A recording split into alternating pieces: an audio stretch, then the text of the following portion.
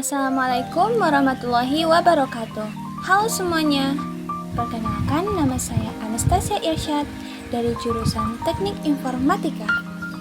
Jadi tujuan saya untuk membuat video ini adalah untuk memenuhi tugas dari mata kuliah KTI. Oke, di sini saya akan membahas tentang perangkat input pada komputer.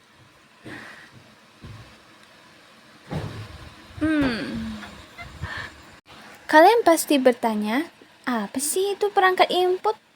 Nah, tenang saja. Di sini saya akan menjelaskan apa itu perangkat input. Perangkat input itu adalah alat yang digunakan untuk memasukkan data dan informasi ke dalam komputer. Perangkat ini memungkinkan pengguna berinteraksi dengan sistem, memberikan instruksi, dan mengirim data yang diperlukan untuk memproses informasi. Fungsi utama perangkat input ini adalah untuk memasukkan data dan instruksi ke dalam komputer, sehingga pengguna dapat berinteraksi dengan sistem. Jadi, perangkat input ini sudah ada saat kita menggunakan komputer. Nah, peran dari perangkat input itu yang pertama adalah memasuki data. Nah, jenis data itu bisa berupa teks, gambar, suara, bahkan gerakan. Nah, kemudian yang kedua itu adalah memberikan instruksi. Perangkat input ini diperintahkan kepada komputer untuk menjalankan tugas tertentu. Misalnya gini, menggunakan mouse. Jadi mouse itu adalah salah satu dari jenis perangkat input. Nah, saat kita menggunakan mouse, kita bisa menggerakkan mouse itu memilih menu ataupun tombol di layar komputer kita. Oke, selanjutnya yang ketiga itu adalah interaksi pengguna. Nah, ya tentu, karena jika tidak ada pengguna, mungkin suatu hal inputan dari komputer itu tidak akan bisa berjalan.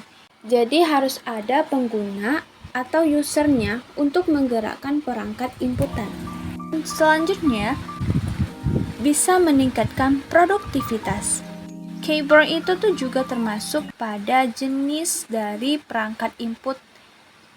Nah, keyboard dan mouse ini yang ergonomis itu bisa meningkatkan kenyamanan dan kecepatan kerja pada komputer Anda.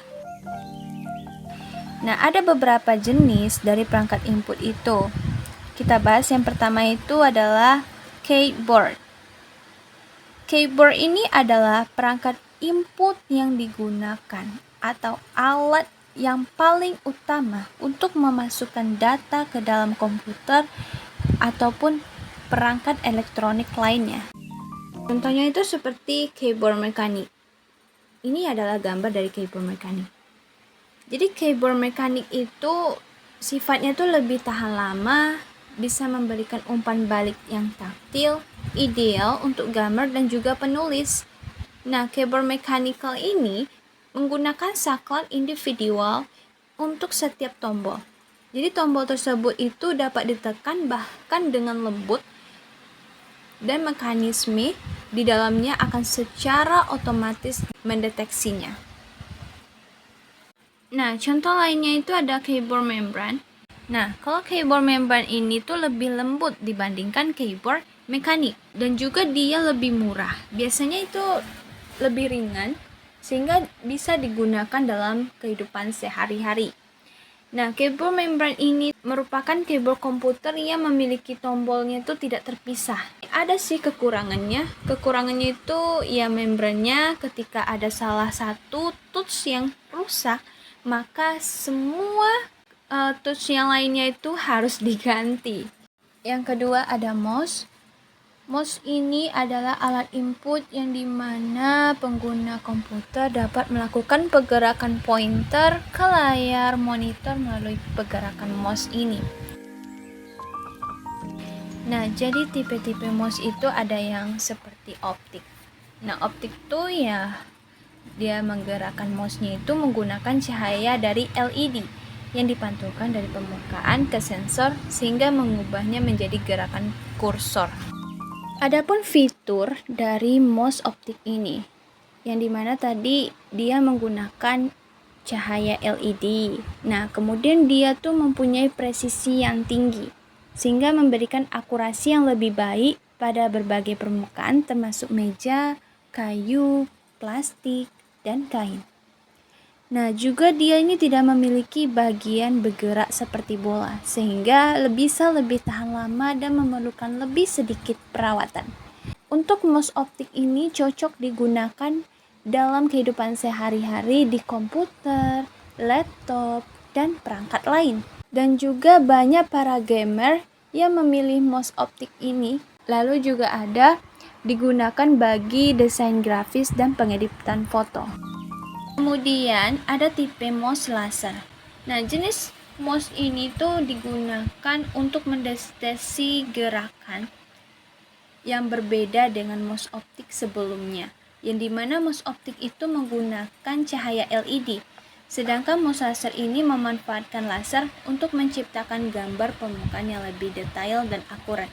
Mouse laser ini bekerja dengan baik pada berbagai permukaan, termasuk yang kasar, halus, maupun yang fleksibel. Untuk kegunaannya itu sama seperti mouse optik tadi.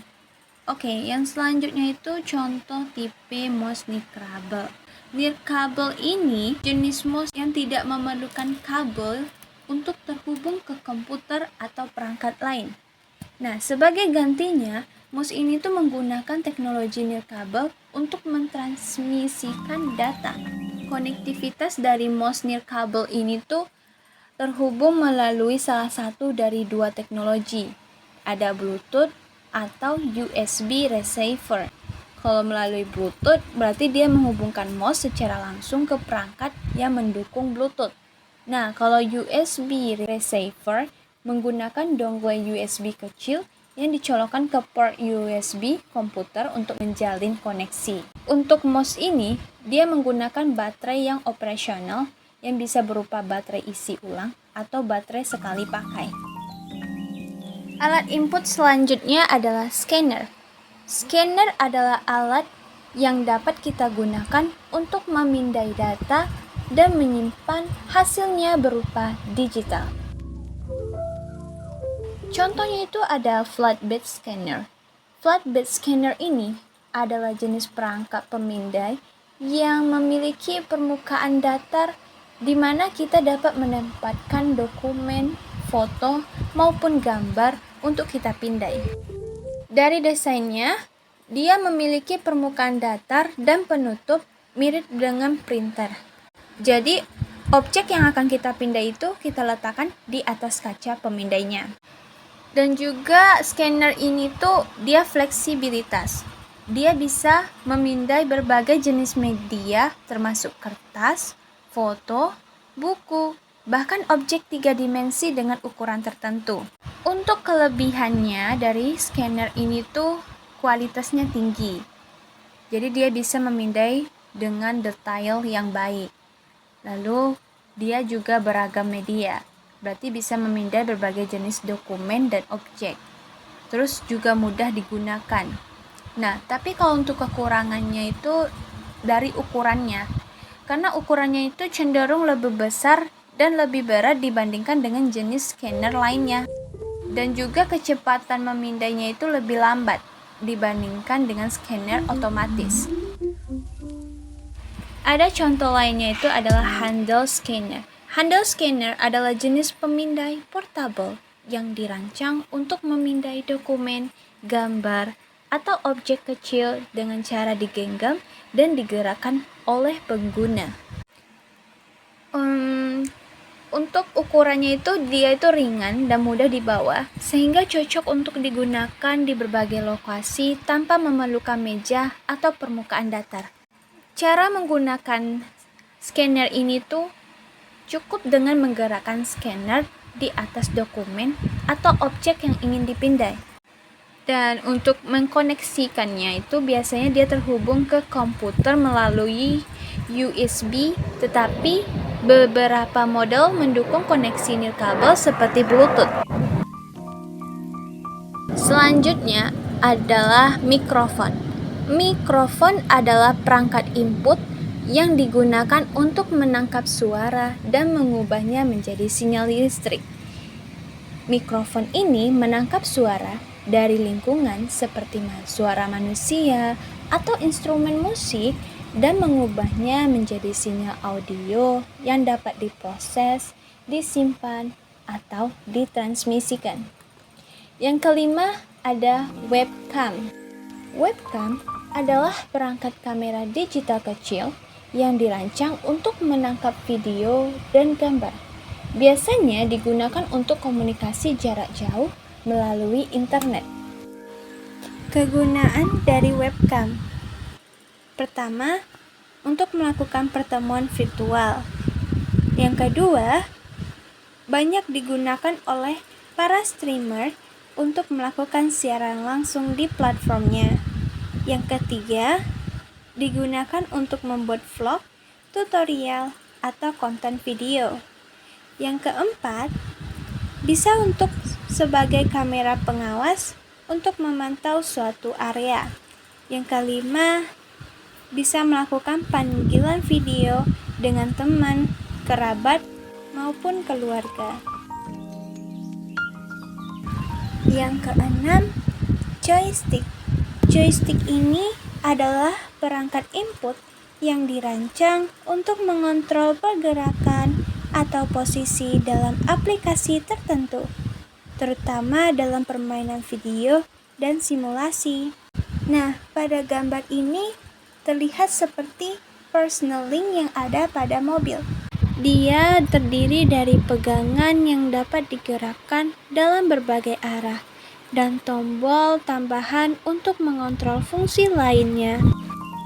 Untuk menghubungkan joystick ke komputer atau konsol permainan bisa melalui kabel USB atau secara nirkabel.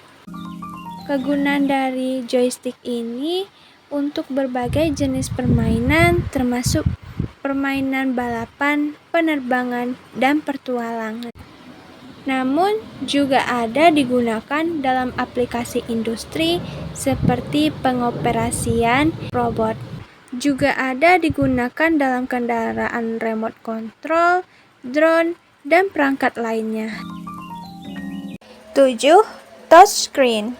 Touchscreen adalah jenis layar yang dapat merespons sentuhan, memungkinkan pengguna untuk berinteraksi langsung dengan tampilan dengan cara mengetuk, menggesek, atau memperbesar menggunakan jari atau stylus. Jenis teknologi dari touchscreen itu ada resistif, menggunakan lapisan sensitif yang merespon tekanan. Lebih murah tetapi biasanya kurang responsif dan tidak mendukung multi sentuh. Yang kedua, ada kapasitif. Itu menggunakan lapisan yang mendeteksi perubahan medan listrik saat menyentuh layar. Kapasitif ini lebih responsif dan mendukung multi sentuh.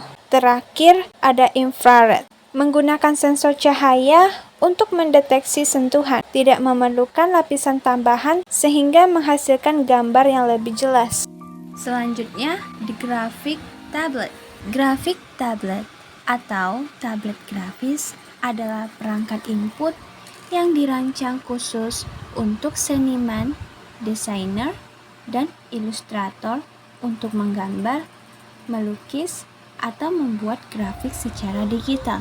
Grafik tablet dapat terhubung ke komputer melalui USB atau secara nirkabel, tergantung pada modelnya.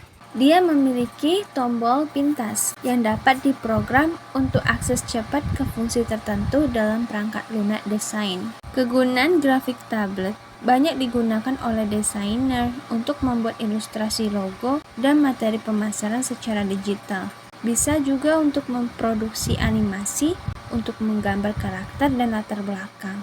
Banyak juga yang digunakan oleh seniman digital untuk menciptakan karya seni, termasuk lukisan digital dan ilustrasi. Grafik tablet ini juga dapat membantu dalam pengeditan foto.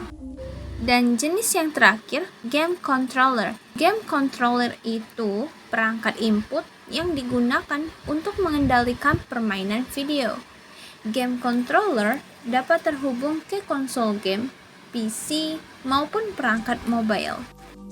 Nah, berikut ini adalah contoh beberapa dari game controller. Ada gamepad, arcade stick, racing wheel, dan joystick yang tadi juga termasuk dalam kategori game controller. Oke, sekarang pembahasan terakhir, manfaat. Berikut ini beberapa macam manfaat input pada komputer. Pertama, meningkatkan produktivitas. Ini maksudnya memudahkan para kita pengguna untuk memasukkan data dengan cepat dan efisien, seperti kita menggunakan keyboard dan mouse untuk mengetik dokumen atau mengedit gambar. Selanjutnya yang kedua, interaksi yang intuitif. Contohnya seperti perangkat input, touchscreen, dan grafik tablet. Memungkinkan kita untuk interaksi yang lebih langsung dan alami, sehingga membuat pengalaman kita itu lebih intuitif. Ketiga, kontrol yang akurat. Seperti perangkat joystick dan gamepad, memberikan kontrol yang lebih presisi dalam permainan dan simulasi, sehingga bisa meningkatkan pengalaman bermain kita. Lalu yang keempat, kreativitas dan ekspresi diri. Nah, grafik tablet dan perangkat lainnya memungkinkan seorang seniman dan desainer untuk mengekspresikan kreativitas mereka dengan lebih baik dalam bentuk digital. Kemudian, komunikasi yang efektif. Nah, seperti perangkat mikrofon dan webcam, itu akan memfasilitasi komunikasi jarak jauh, baik untuk rapat online, video call, streaming. Itu akan membuat interaksi kita lebih mudah dan lebih dekat. Yang keenam, ada fleksibilitas dalam penggunaan. Nah, dari beberapa jenis perangkat input tadi, kita sebagai pengguna dapat memilih alat yang paling sesuai dengan kebutuhan kita. Apakah itu untuk pekerjaan, apakah untuk hiburan, atau kreativitas. Lalu yang ketujuh, aksesibilitas. Maksudnya, perangkat input ini bisa membantu menjangkau para pengguna dengan kebutuhan khusus. Misalnya, seperti perangkat suara. Nah, untuk kita, para pengguna yang tidak bisa menggunakan keyboard ataupun mouse secara konvensional. Nah, kita bisa menggunakan perangkat suara ini. Lalu yang terakhir itu adalah pelatihan dan edukasi. Contohnya seperti scanner dan touchscreen, itu sering digunakan dalam lingkungan pendidikan untuk memfasilitasi pembelajaran interaktif dan digital.